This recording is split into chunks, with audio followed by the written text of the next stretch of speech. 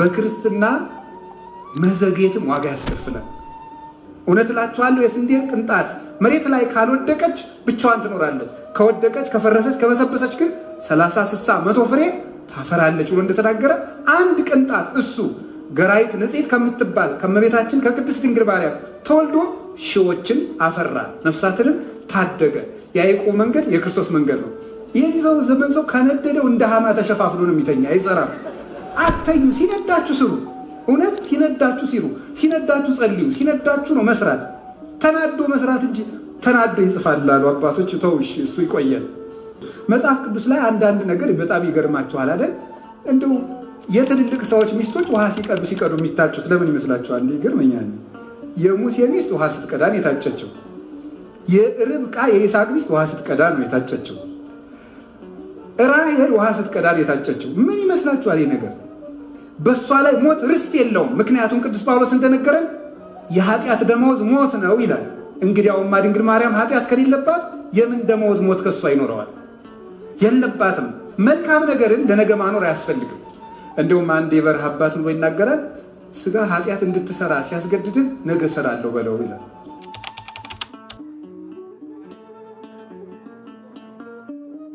በክርስትና መዘግየትም ዋጋ ያስከፍላል። ኤሳውን ዋጋ ያስከፈለው አንዱ መዘግየቱ ነው። ቀድሞ ብኩርናውን መሸጡ ነው። ኋላ ደግሞ ዘገየ። ያዕቆብ ግን ፈጥኖ በረከትን ተቀበለ። ለክርስትና ዳተኛ መሆን አያስፈልግም። ፈጥኖ መስራት፣ መልካም ነገርን ለነገ ማኖር አያስፈልግም። እንደውም አንድ የበረሃ አባት ብሎ ይናገራል፣ ስጋ ኃጢአት እንድትሰራ ሲያስገድድህ ነገ እሰራለሁ በለው ይላል። እስኪ ነገ እሰራለሁ በለው። ነገሳ ደግሞ ምን ትላላችሁ? ከነገ ወዲያስ? አንዳንድ ሱቅ አይታችሁ ታውቃለች? እኔ ገጠር ስላደኩ ዱቤ ነገ ይላል። ነገሳ ደግሞ ምንድን ነው የሚለው? ነገ ማለት ነው። በቃ እንዲህ እያሉ መኖር ማለት ነው። ስለዚህ ኃጢአት ስራ ሲል ነገ እሰራለሁ በለው። ቢያንስ እንኳን እግዚአብሔርን ፈልገህ ኃጢአትን መተው ባትችል ነገ እሰራለሁ እያልክ ኑር ይላል። ክፋትን ነው ለነገ ማለት ነገ ሌላ ጊዜ ማለት ቢያንስ እንኳን መንፈሳዊ ባኖር ኃጢአትን መልካም ነገርን ግን አሁን ነው መስራት ያለብን። አሁን ያዕቆብ ግን ፈጥኖ አቀረበ። እዚሁ እየተረጎምኩት ነው የማይል ስለማልመለስ ያዕቆብ ክርስቶስ ነው ይላሉ አባቶቻችን። ለአባቱ የሚወደውን ምግብ ማቅረብ የቻለ እሱ ክርስቶስ ነው ይላል። ለአባቱ የሚወደውን ምግብ ይስሐቅ የሚወደውን ምግብ ይስሐቅን እግዚአብሔር አብ ብሎ እግዚአብሔር የሚወደውን መስዋዕት ያቀረበ ክርስቶስ ዘአይረገ ላብሁ ርእሶ ዕጣነው መስዋዕተ ስሙረ ራሱን ለአባቱ የተወደደ ንጹሕ መስዋዕት አድርጎ ያቀረበ እሱ ነው። አንከረ አብ እምዝንቱ መስዋዕት ይላል ዮሐንስ አፈወርቅ። አብ ከዚህ መስዋዕትነት የተነሳ አደነቀ። ሁላችን ለእግዚአብሔር ደስታ መሆን ስላልቻል እግዚአብሔርን ስላሳዘን አንድ የሚደሰትበትን መስዋዕት ይሻ ነበር እኛን ይታረቀ ዘንድ። ስለዚህም የገዛ ልጁ መስዋዕት ይሆን ዘንድ ፈቀደ። እግዚአብሔር ወልድም ከአባቱ ጋር አንድ በሆነች ምክሩ ራሱን መስዋዕት አድርጎ በዚያ የተወደደ መስዋዕት ራሱን ከአባቱ ከመንፈስ ቅዱስ ከራሱ ጋር ራሱን አስታርቆ እኛን አስታርቆ በእኛ ተገብቶ መታረቂያ ታራቂ አስታራቂ ሆኖ እርቅን ፈጸመልን። ያዕቆብ የሚወደውን ምግብ ተቀብሎ ሰጥቶ ለአባቱ ለይስሐቅ በረከት ለልጆቹ እንደተቀበለ ክርስቶስ ራሱን ለአብ መስዋዕት አድርጎ አቅርቦ ለራሱም ጭምር ለሊሁ በግ ራሱ በግ ነው። ለሊሁ ሊቀ ካህናት ሰዋኢ ራሱ ሊቀ ካህናት ነው። ለሊሁ ተወካፌ መስዋዕት ምስለ አብዎ መንፈስ ቅዱስ ከአባቱና ከመንፈስ ቅዱስ ጋር ደግሞ ራሱ መስዋዕት ተቀባይ ነው። ስለዚህ ያዕቆብ ምግብ አቅርቦ የተወደደ ምግብ ለልጆቹ በረከት ሰጠ። ክርስቶስ ራሱን ሰውቶ ለ12ቱ ደቀ መዛሙርቱ በረከት መንፈሳዊትን ሰጠ። እንዲህም ብለን ከቅዱስ ጳውሎስ ጋር እናመሰግነዋለን። ይትባረክ እግዚአብሔር አብሁ ለእግዚእነ አምላክነ ወመድኃኒነ ኢየሱስ ክርስቶስ ዘባረከነ በኩሉ በረከት መንፈሳዊት ዘበሰማያት በእግዚእነ ኢየሱስ ክርስቶስ። ኤፌሶን ምዕራፍ 1 ቁጥር 4 ላይ በጌታችን በመድኃኒታችን በኢየሱስ ክርስቶስ በመንፈሳዊ በረከት በሰማያት የባረከን የጌታችን የመድኃኒታችን የኢየሱስ ክርስቶስ እግዚአብሔር አባቱ ይመስገን ብለን እናመሰግናል። መንፈሳዊ በረከት ስለሰጠን መንፈሳዊ በረከት እሱ ሌላ ጊዜ ትማሩታላችሁ። መንፈሳዊ በረከት ከነዓንን አይደለም አሁን የሰጠን። ከነዓንን ቢሰጠን ኑሮ የሆነ ጊዜ ፍልስጤማውያን ያጠፏታል፣ የሆነ ጊዜ ፋርሳውያን፣ የሆነ ጊዜ ባቢሎናውያን ያጠፉብን ነበረ። አሁን ግን ማይጠፋ ርስት ሰጠን። እንደ ኦሪትን ጠብቀን ረጅም ዕድሜ አይደለም የሚሰጠን፣ የዘላለም ሕይወት ነው የሚሰጠን። ማርና ወተት አይደለም የሚያበላን የሚያጠጣን፣ ማር ራሱን ወተት ራሱን ነው የሚመግበን። መታሰቡ የጣፈጠ ኢየሱስ ክርስቶስ ጥዑም ስሙ ጥዑም ምግባሩ ጥዑም ዝክሩ ይላል ቅዱስ ሳዊሮስ ዘአንጾኪያ። ስሙ የጣፈጠ ስራው የጣፈጠ መታሰቡ ጥዑም የሆነ ክርስቶስ እሱን እንድንመገብ አደረገ። ያዕቆብ ለ12 ልጆቹ በረከት ሰጠ። ክርስቶስ ለ12 ደቀ መዛሙርት ይህን በረከት ሰጠ። ተሰዶ ሄደ። ከዚያ በኋላ ኤሳው በቅናት ሊገለው ስለነበረ ተነሳና ወደ ሶሪያ ሄደ። ወደ ሶሪያ ሲሄድ ይሄም የሶሪያ መንገድ ክርስቶስ በሰማይ ስጋ አላመጣም፣ ስጋ አልለበሰም፣ ስጋ አልፈጠረም። እያይረጋ ለእሙ ውስተ ሰማያት ከመትጽንሶ በህየ እናቱን በሰማይ ትጸንሰው ዘንድ ወደ ሰማይ አላሳርጋትም ይላል አባ ጊዮርጊስ ሲናገር። ወደ ሰማይ አላወጣትም እንጂ እናቱን ወደ ሰማይ ጸንሶ እንደ ልዕልናው በሰማይ መጸነስ ይገባው ነበር፣ እንደኛ በምድር ሳይሆን። ግን የእኛን ስጋ ወዷልና መፍቀር የሰብ ነውና ቅዱስ ኤፍሬም ደስ የሚያሰኙ ምስጋና ይል። እኔ ይገርመኛል ጥያቄና መልሱ።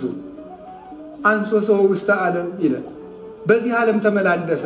ለምን ስትሉት ሱማሪውቶ መፍቀር የሰብ ቸር ሰው ወዳጅ ነውና ይላል። ሰውን ስለሚወድ በዚህ ዓለም ተመላለሰ። ስለዚህ በእኛው ስጋ መካት ስለነበረበት ያዕቆብ በከነዓን አይደለ በሶሪያ ሄዶ ተሰዶ ትውልድ አፍርቶ መጣ። ያዕቆብ ብቻውን ሄደና 70 ነፍሳትን አፈራ። ሶሪያ ወርዶ ክርስቶስ ወደዚህ ዓለም ወረደና ነፍሳትን ሁሉ ምርኮ ማርኮ ወደ ሰማያት አረገ። አሁን ይህም ሁሉ ነፍሳት አማን ብለክሙ እሜ ወድቀት ተሰርናይ ዲበምድር ባይታ ትነብር ወመሰ ወድቀት ወሞተት ብዙሃ ፍሬ ትፈሪ። እውነት እላችኋለሁ የስንዴ ቅንጣት መሬት ላይ ካልወደቀች ብቻዋን ትኖራለች፣ ከወደቀች ከፈረሰች ከበሰበሰች ግን 30 60 100 ፍሬ ታፈራለች ብሎ እንደተናገረ አንድ ቅንጣት እሱ ገራይት ንጽሕት ከምትባል ከመቤታችን ከቅድስት ድንግል ማርያም ተወልዶ ሺዎችን አፈራ፣ ነፍሳትንም ታደገ። ያዕቆብ መንገድ የክርስቶስ መንገድ ነው። መንገድ ላይ ያዕቆብ መሽቶበት ሎዛ ሲደርስ ደንጊያ ተንተርሶተኛ መሰላሏ ከምድር እስከ ሰማይ ተተክላ ነበረ። ከመሰላሏ ጫፍ ላይ ዙፋን ተዘርግቷል። እዚያ ላይ ንጉሥ ተቀምጦባታል። ባጭሩ ያች መሰላል እመቤታችን ናት። እንደምታውቁት የመሰላሏን ጫፍ ግን ብነግራችሁ ደስ ስለሚለኝ የእመቤታችን ሕሊና ነው ይላሉ ሊቃውንት። የመሰላሏ ጫፏ ማለት የእመቤታችን ሕሊናዋ ነው። እዚያ ላይ ንጉሥ መቀመጡ ወደ ድንግል ማርያም ሕሊና ከእግዚአብሔር በቀር ሌላ ነገር ገብቶ አያውቅ፣ ፈጽሞ ገብቶ አያውቅ። ያን ለመናገር ቅዱስ ጳውሎስ እንደምን ታውቃላችሁ? የሴት ሁሉ ራስ ወንድ ነው ይላል። እስቲ በሉ ምን ማለት እንደሆነ የቤት ስራ። እሺ ብዙ ትርጉም አለው፣ ግን የሴት ሁሉ ራስ ወንድ ነው ማለት ሴቶች ነፍስ መለየት ከጀመሩ ጀምሮ በወንዶች ሕሊና እንዴት እንደሚታሰቡ እያሰቡ ነው የሚኖሩ ማለት ነው። ግልጽ ነው። ወንዶች እንደው ሀሳባቸው ስለኔ ምንድን ነው ይላሉ ነው፣ ሌላ ነገር የለው። ወንድ እየተመኙ ይኖራሉ አላልኩም። እውነት ነው አላልኩም። እውነት አላልኩም እያልኩ ያለሁት እንደ ወንዶች ስለኔ ምን ያስባሉ እያሉ ይኖራሉ ነው፣ ይጨነቃሉ። ሚስትሪ ኤንድ ሚኒንግ የሚል መጽሐፍ አለና ብታዩት ወንዶች ምን እንደሚፈልጉ ማወቅ ከፈለግ ሴቶች የሚለብሱትን ተመልከት ይላል። አያችሁ፣ ሴቶች የሚለብሱት ወንዶች የሚፈልጉትን እያጠኑ ነው ማለት ነው። ግልጽ ነው። እናንተ የምትወዱትን ነገር ይለብሳሉ። እሺ ግልጽ ነው አይደል? ስለዚህ እናንተ ማየት ብትቆሙ እህቶቻችን አለባበስ ጥሩ ያረጉ ነበር ማለት ነው። እናንተ እያያችሁ እኮ ነው እነሱን አጉል ችግር ውስጥ የከተታችኋቸው። እውነት ከልቤ ነው። ስለዚህ ማስተካከል አለባችሁ። ይሄን ችግር የፈጠራችሁት ወንዶች ናቸው። አሁን ጾታ የለኝም፣ መነኩሴ ወንድ ሴት አይባልም። ጾታ የለውም መነኩሴ ማለት ነው። ከቃሉ ጋር ናችሁ። እግዚአብሔር ከሁላችን ጋር ይሆን። ስለዚህ አሁን ይህን መጽሐፍ የጻፈው ጃማይካዊ ነው። ወደ ክርስትና ተጠምቆ የጻፈ ሰው ነውና እዚያ ላይ ሲጽፍ እንደዚህ ብሎ ተናግሮ በጣም ሲደንቀኝ ነበረ። ለሁሉም ነገር የሴት ሁሉ ራስ ምንድን ነው? ወንዶች። የድንግል ማርያም ራስ ግን እግዚአብሔር ነው። ሕሊናዋ ውስጥ ከእግዚአብሔር ውጭ ሌላ ነገር አስባበት አታውቅም። ስለዚህ ምን ትባላለች? የእግዚአብሔር ከተማ ትባላለች። የእግዚአብሔር ከተማ ማለት ማለት ነው በከተማ ውስጥ የገሌ ከተማ ከተባለ ይኖርበታል ማለት እንደሆነ ድንግል ማርያም ሕሊናዋ የእግዚአብሔር ገንዘብ ነው። ሌላ ነገር ምንም ርስት የለውም እሷ ውስጥ። የሰይጣን ሕሊና፣ የስጋ ሐሳብ፣ ወንድ ሳላውቅ የሚለው ይሄንን የሕሊና ማህተም የሚመለከት ነው እና ሞት በእሷ ላይ ርስት ያጣው የአዳም ዘር መሆኗ እንዲታወቅ ሞተች እንጂ በእሷ ላይ ሞት ርስት የለውም። ምክንያቱም ቅዱስ ጳውሎስ እንደነገረን የኃጢአት ደመወዝ ሞት ነው ይላል። እንግዲያውማ ድንግል ማርያም ኃጢአት ከሌለባት የምን ደመወዝ ሞት ከእሷ ይኖረዋል? የለባትም። የሞተችው ሰው ስለሆነች ነው። የልጇን መንገድ መከተል ስለነበረባት የአዳም ዘርም ስለሆነች ነው። እንዲህ ያለች ከተማ ነበረች። እናማ ወደ እሷን ተንተርሶ ያዕቆብ ይኸውላችሁ ከመሰላሏ ስር የተኛ ሰው በመሰላሏ እላይ ጫፏ ላይ ካለው ንጉሥ ጋር ይገናኛል። ከድንግል ማርያም ስር የወደቀ ሰው ከመሰላሏ ጫፍ በሕሊናዋ ከተማ በማህፀኗ ከተማ ካደረው ከንጉሥ ክርስቶስ ጋር ይገናኛል። እኔ ከመሰላሉ ስር አልተኛም ካልክ ንጉሱ ከላይ ተቀምጦ ግን መገናኘት እንደማትችል እወቀው እላለሁ። እንደዚህ ለሚል ሰው ነው። እናንተ ግን እድለኞች ነን። ከዚች መሰላል ስር ወድቀን ንጉሱ ከከተማዋ ላይ ሆኖ ብርሃኑን በደኛ ያወርዳልና መላእክትም ወደኛ ይወርዳሉና። እዚያ በኋላ ያዕቆብ ሄደና ሶሪያ ሲደርስ አንድ የውሃ ጉድጓድ ደረሰ። ከውሃ ጉድጓዱ ሲደርስ ምን ሆነ? ሰው እረኞች ተሰብስበው ትልቅ ደንጊያ ተገጥሞ ነበር። ያን ገጥሞ ማጠጣት ከፍቶ ማጠጣት አቅቷቸው ደካሞች ስለሆኑ እሱ ምንድነው የማታጠጡት? አይ ብዙ ካልሆን ብቻችን አይሆንልንም አሉ። ያዕቆብ ክንደ ብርቱ ነው።